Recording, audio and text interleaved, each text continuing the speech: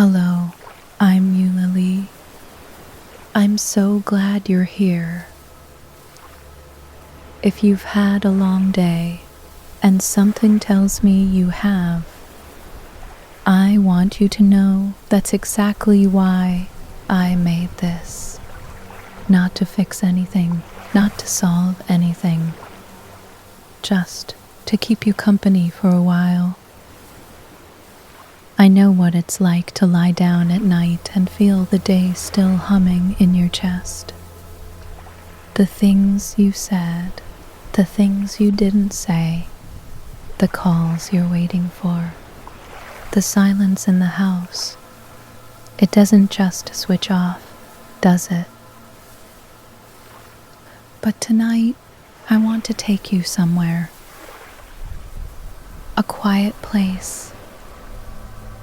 A place that doesn't ask anything of you.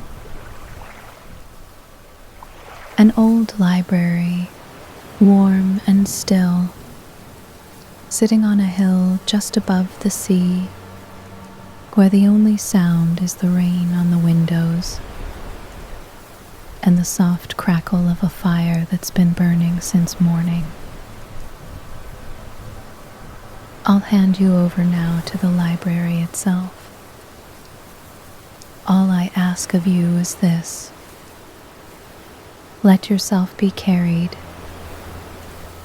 You don't have to do anything tonight except breathe and listen and let go.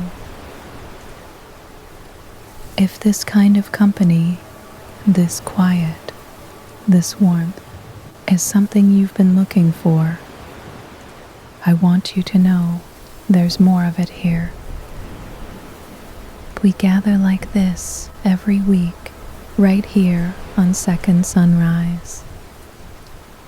And I would be truly honored if you joined us. Just hit subscribe and we'll find you. Now, let the library take you the rest of the way. The quiet library is waiting. You are very welcome there.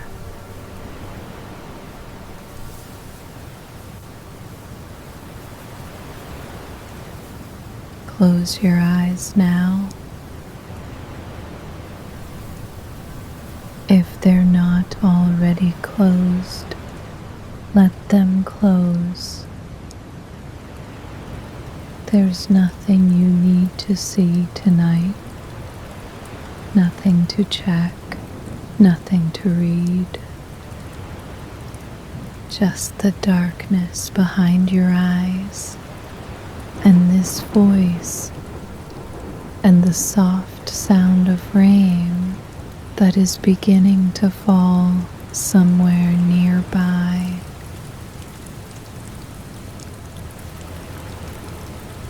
Let your hands rest where they are. Your shoulders, let them drop just a little, even if you didn't know they were raised. And your jaw, notice your jaw for a moment. Let it soften, let the back teeth unclench just slightly. You don't need to hold anything tight tonight.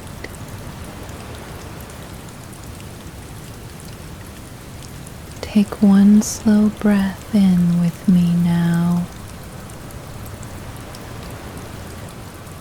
and let it go.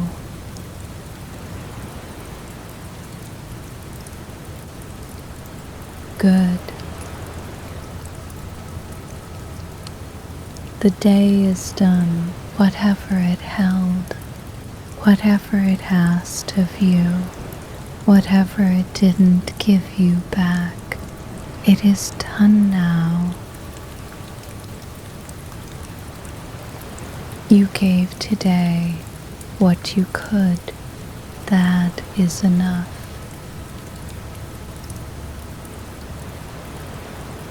Let it go now.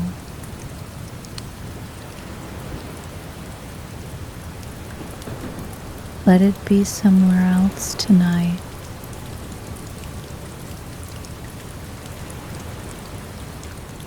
Feel the weight of the bed beneath you. Let it hold you completely. That's what it's there for.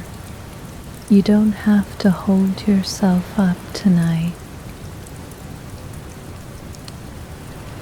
Let your legs be heavy. Let your arms be heavy. Let your thoughts begin to slow, like pages turning more and more softly until they almost stop.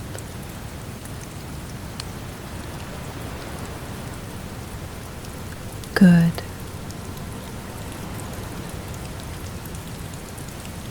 We're going somewhere tonight, somewhere quiet, somewhere that smells of old books and warm wood and a little sea air that comes in just under the door. Follow me.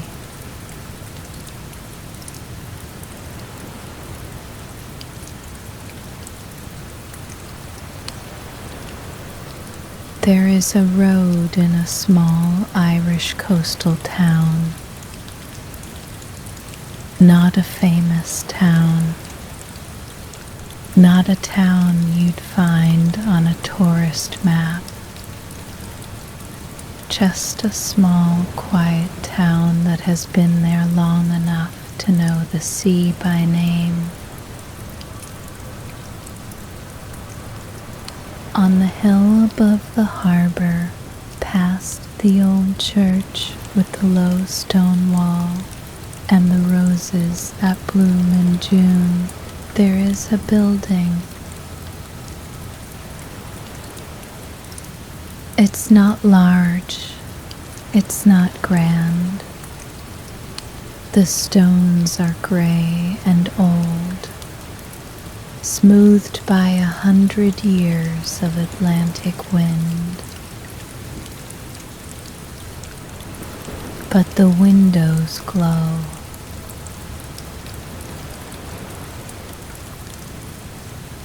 Warm gold light behind old glass.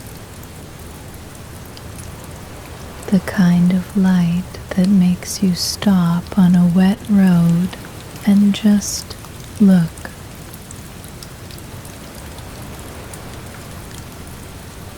Above the door, a wooden sign worn by the weather.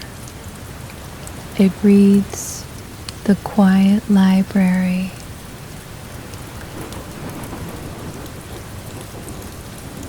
And on a night like this, rain falling soft and steady, the sea somewhere below making its low, constant sound, there is nowhere on earth more welcoming.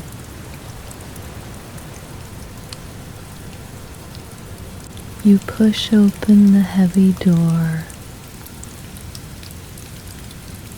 The first thing you notice is the warmth.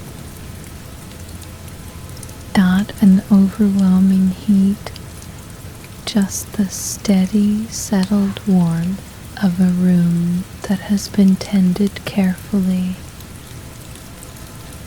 A fire in the stone hearth at the far end, burning low and even. The second thing you notice is the smell. Old books, polished wood, a trace of wood smoke, and something underneath all of that, something like the sea, but softer, like the memory of the sea carried in on someone's coat and left here gently.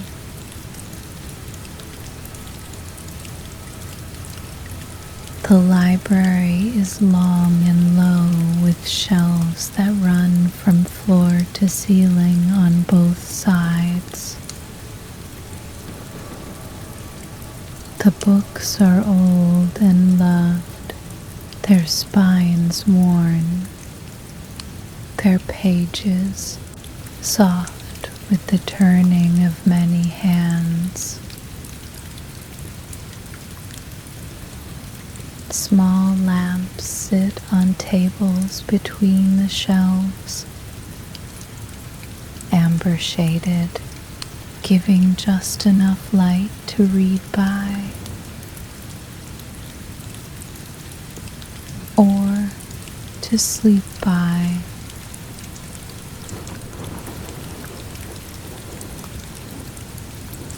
At the wooden desk near the fire sits a woman named Bridget. Bridget has silver hair pinned loosely at the back of her head.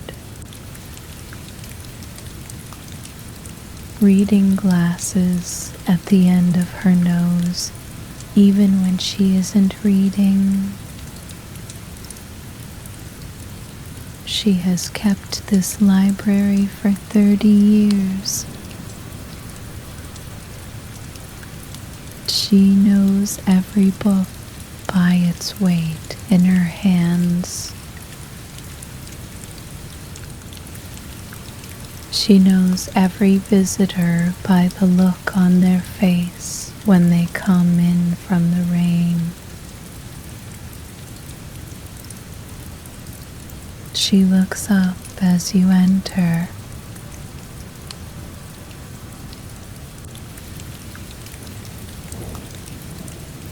She doesn't ask your name. She doesn't ask what you're looking for. She simply smiles, warm and unhurried, and says, "You found us. Come in out of the rain. There's a chair with your name on it."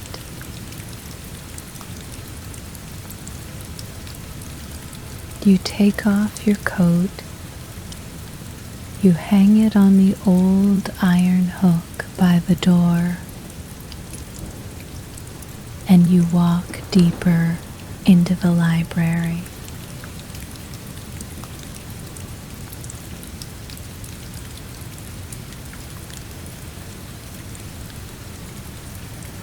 You are not the only one who found their way here tonight.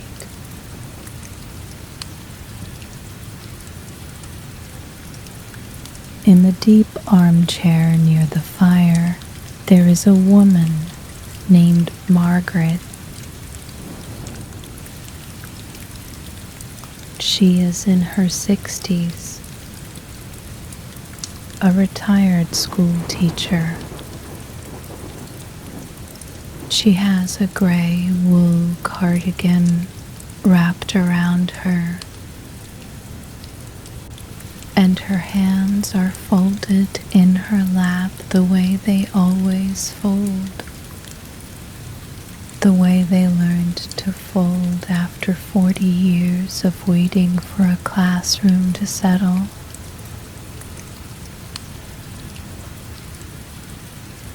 She arrived an hour ago, wet from the walk up from the harbor.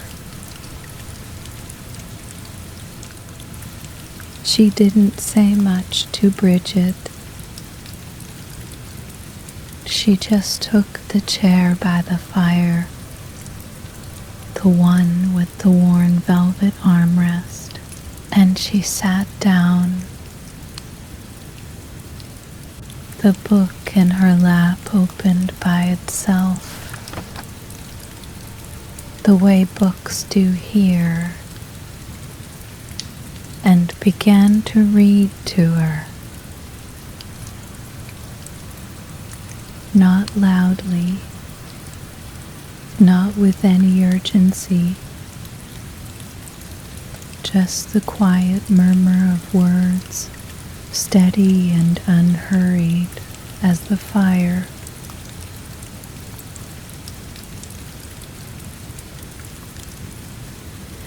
It is reading her a story about a garden she once tended. A garden with a low stone wall and lavender along the edge, and a gate that always caught if you didn't lift it just right.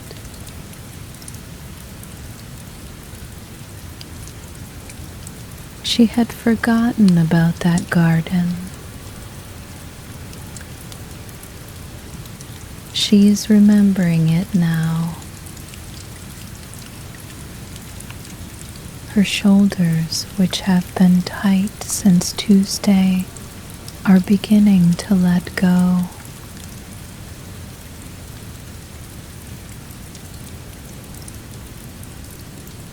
Across the room, near the window where the rain runs in long, slow lines down the old glass, sits a man named Thomas. Thomas is 71. He lost his wife 3 years ago. He still keeps 2 cups in the cupboard by habit. He still reaches for her reading glasses on the nightstand, sometimes before he remembers.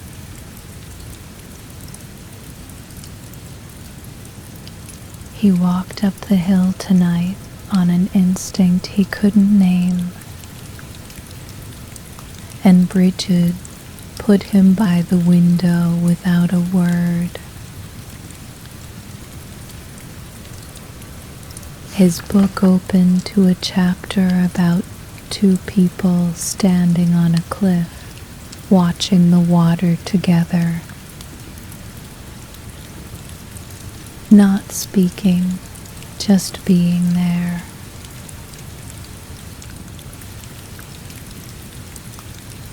Thomas's eyes are closed. His breathing has slowed. He is not sad tonight. He is just remembering. And in the remembering, something is easing.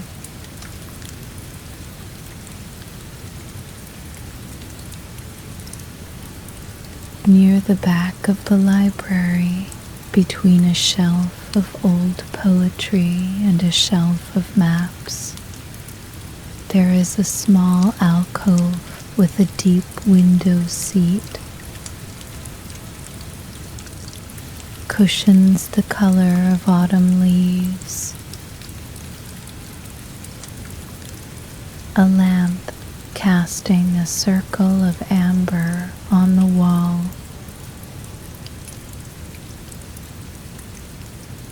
In this alcove sits a woman named Eleanor. Eleanor is 58. Her youngest child left for university in September.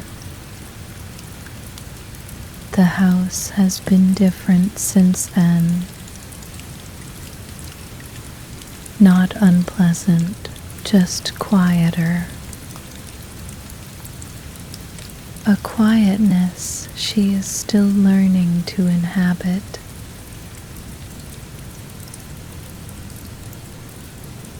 She found the library by accident. She was walking and didn't feel like going home just yet. And she saw the light in the window. Her book opened to a collection of poems. Simple ones. The kind that don't demand anything of you. she is reading one about autumn leaves and how they don't fall. They let go. She reads it twice. Then she sets the book down, leans her head back against the cool glass of the window, and listens to the rain.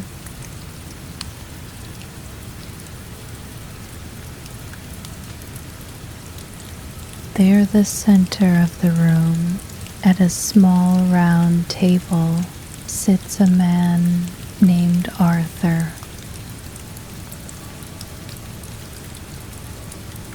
Arthur is 67.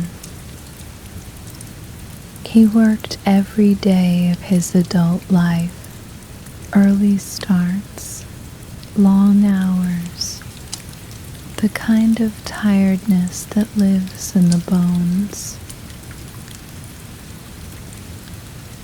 He retired last spring and hasn't quite made peace with the stillness yet. His book opened to travel essays. Long, slow journeys by train through quiet countryside.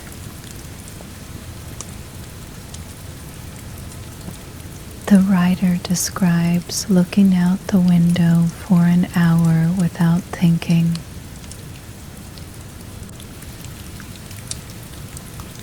Just watching the fields go by.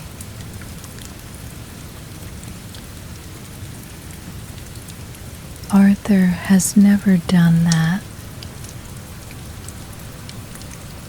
but reading about it, something in him exhales.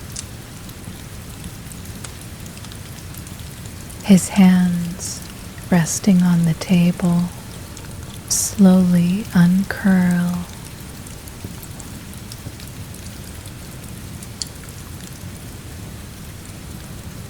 And you have found your own spot.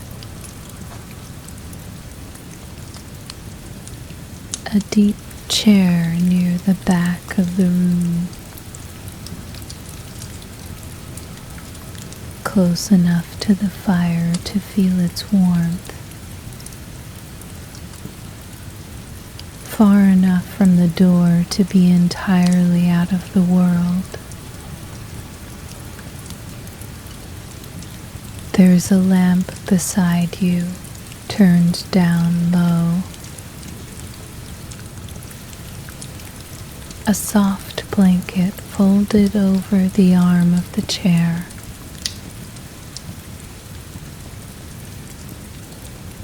You pull it across your lap, and the room settles around you.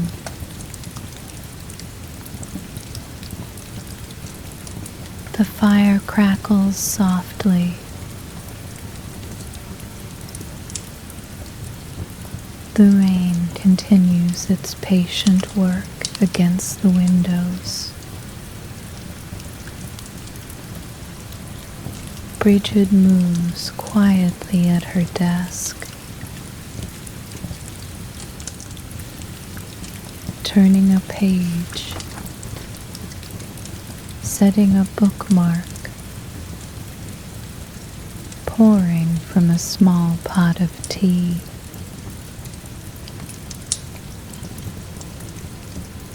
Is a place that does not ask anything of you.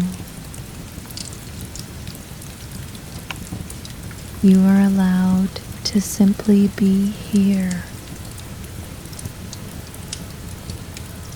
And in this chair, you realize just how heavy the world was.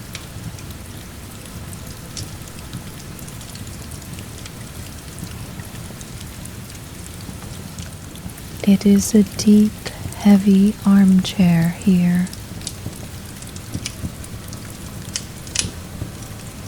It's upholstered in a thick, worn velvet, a faded, dusty blue that looks like it has held 1,000 people,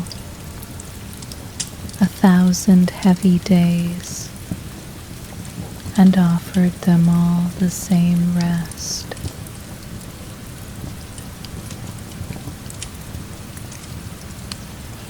You reach out and touch the arm of the chair. It is soft, cool to the touch. You notice the way your hand leaves a faint mark on the velvet. You aren't in a hurry. There is no one waiting for you.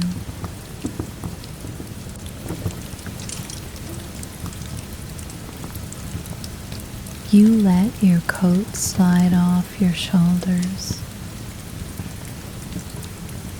It feels heavy, doesn't it? As it falls, you let go of the responsibilities that came with it. The decisions you had to make today, the tasks left undone, the things you worried you hadn't said quite right. You leave those in the pocket of that coat right there on the floor. You sit and you sink.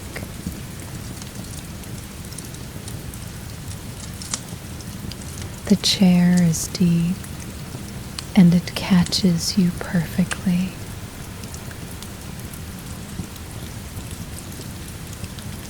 It's as if it was made specifically to hold the shape of your body after a long, long day.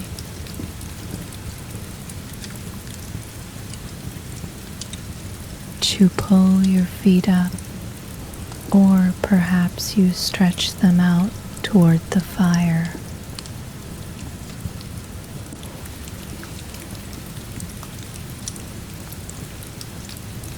The fire is right there.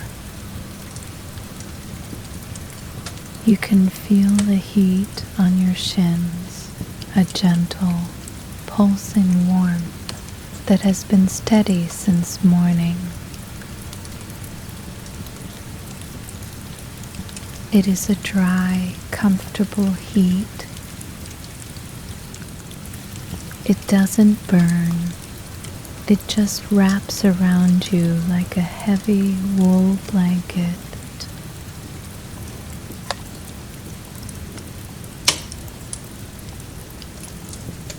From here, the library looks different.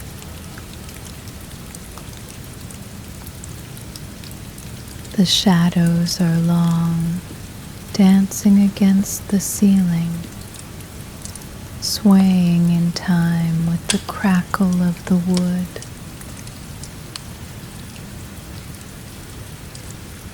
You can hear the rain, but it's distant now.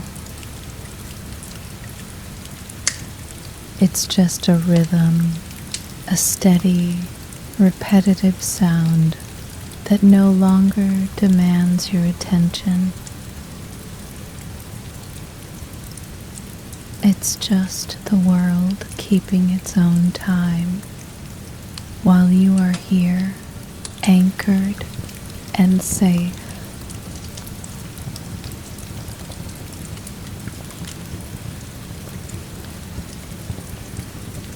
Look at your hands. Just let them rest on your lap.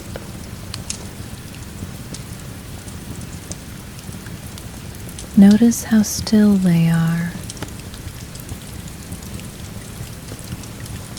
For the first time all day, they aren't reaching for anything, aren't holding anything. They are just resting.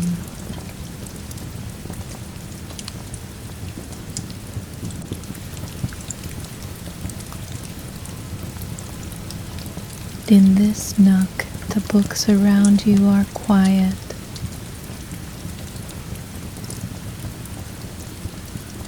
They have finished their day too. They are standing tall, their spines pressed together, holding their stories until the morning.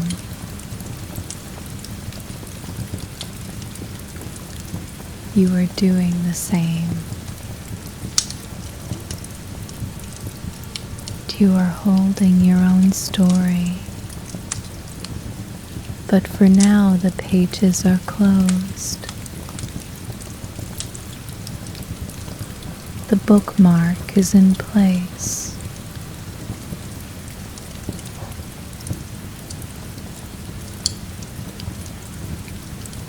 You take a long, slow breath, and as you let it out, you feel your jaw soften. You feel the tension leave your shoulders.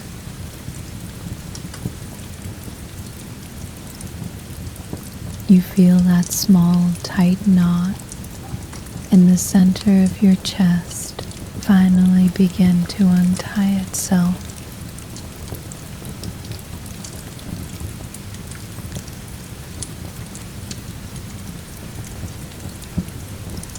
There is nothing to do but listen to the fire.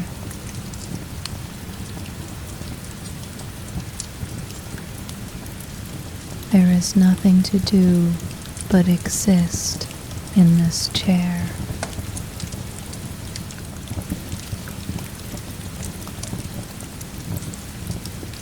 You are not waiting for anything to happen.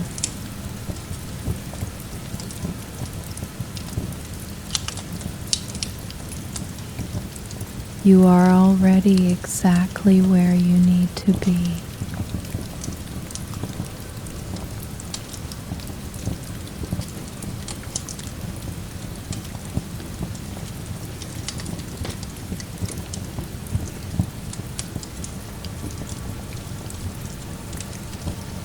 Margaret is asleep.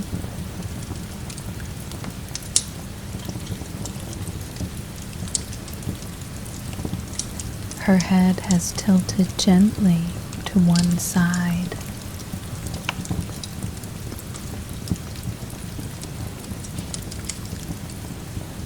The book has closed itself softly in her lap.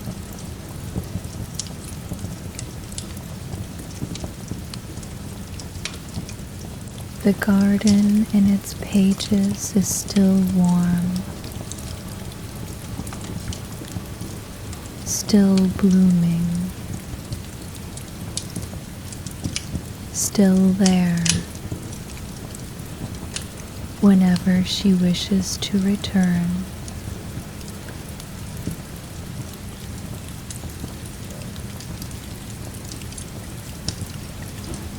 She is breathing slowly, deeply.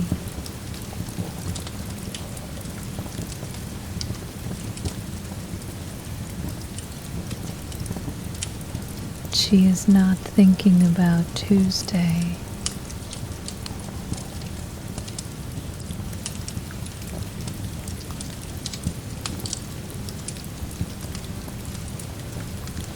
Thomas by the window has stopped watching the rain.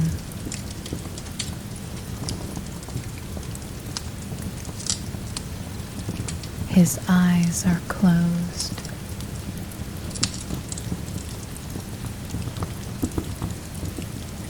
His book still murmurs on the table beside him, soft as a tide going out.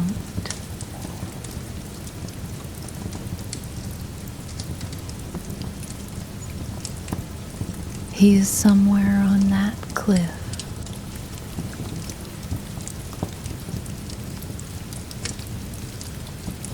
The wind is in his hair.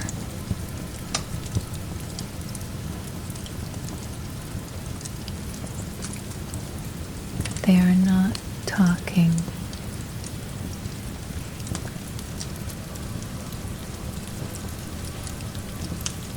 They don't need to.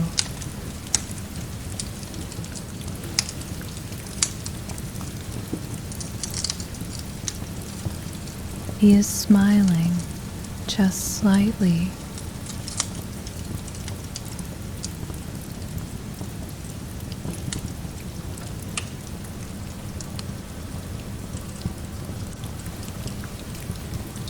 Eleanor in her alcove has drawn her knees up onto the window seat.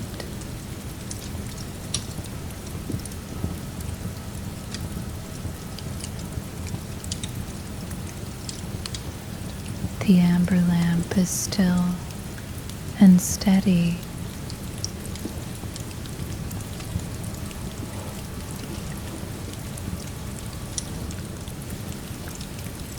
The poem lies open beside her.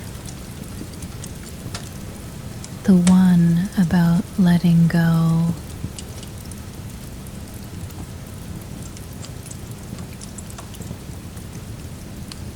She has let go.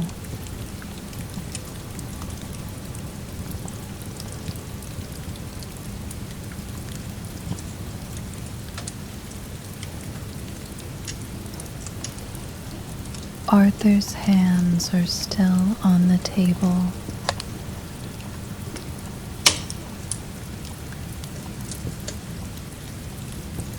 But the tension in them is gone completely.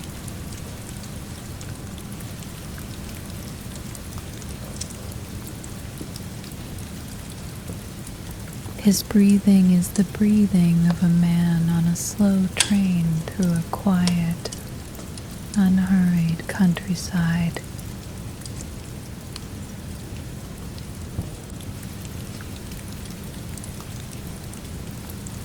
Fields he has never seen,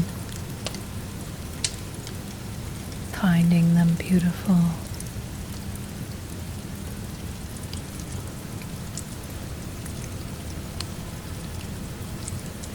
He is nearly asleep.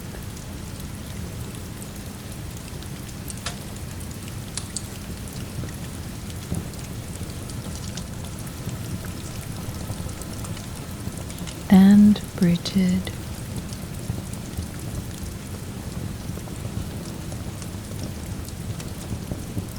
Bridget has turned off the lamp above her desk.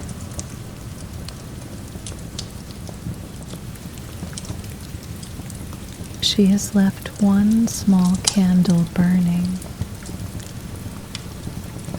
just a point of warm light, barely there,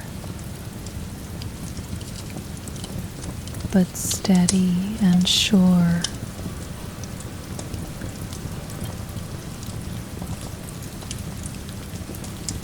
She has gone to her own chair by the fire.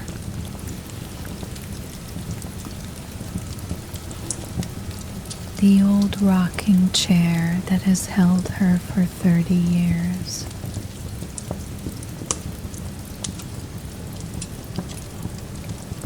She covers her lap with her own blanket.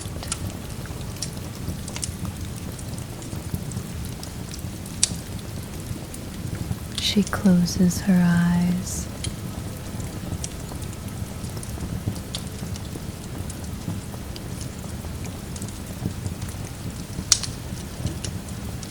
The library breathes.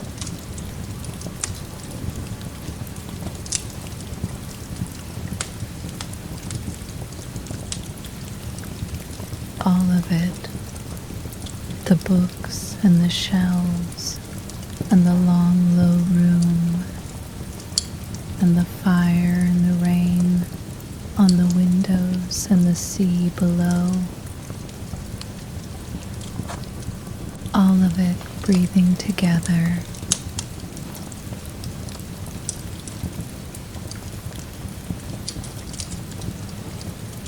Slow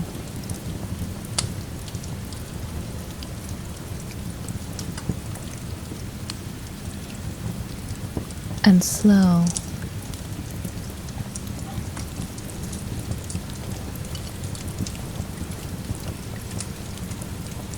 And slow.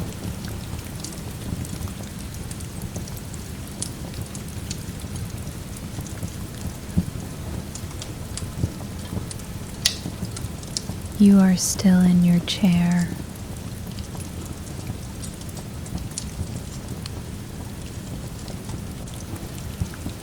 The blanket is warm across your lap.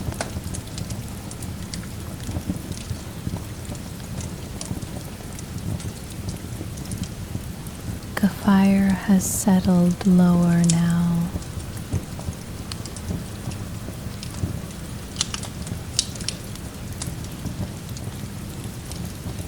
Not crackling anymore, just a deep, quiet glow.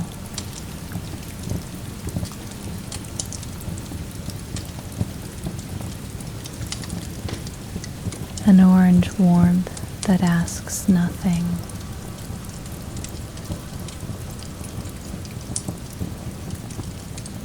Just warmth.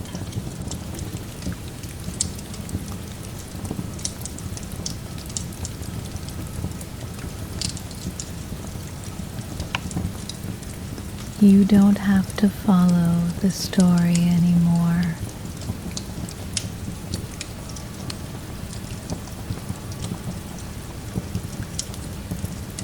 You don't have to follow anything.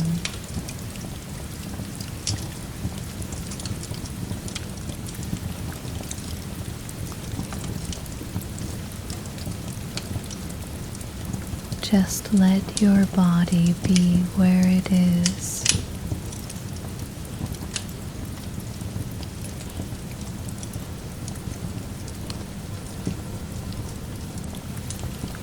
Let the blanket be heavy.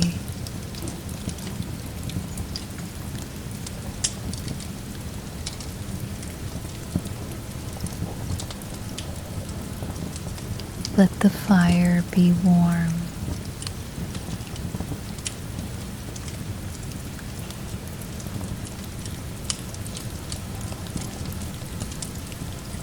Let the rain be the last thing you hear.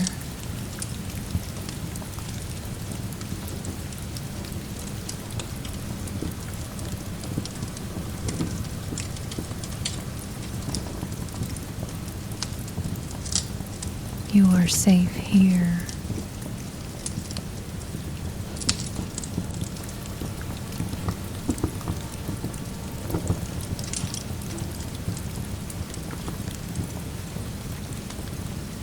You are not needed anywhere tonight.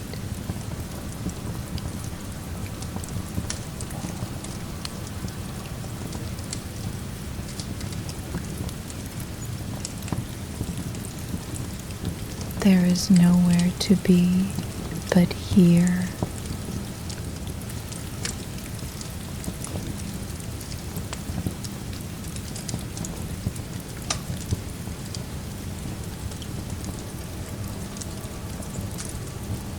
And here is very, very still.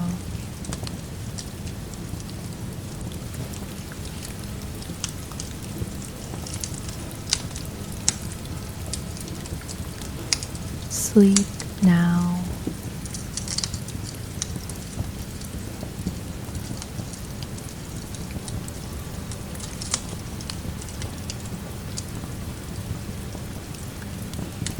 The library will keep you.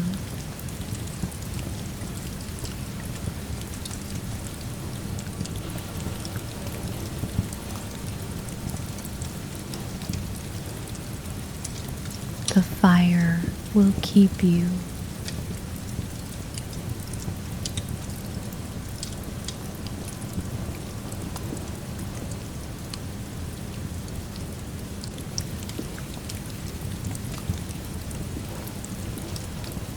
The rain will keep you.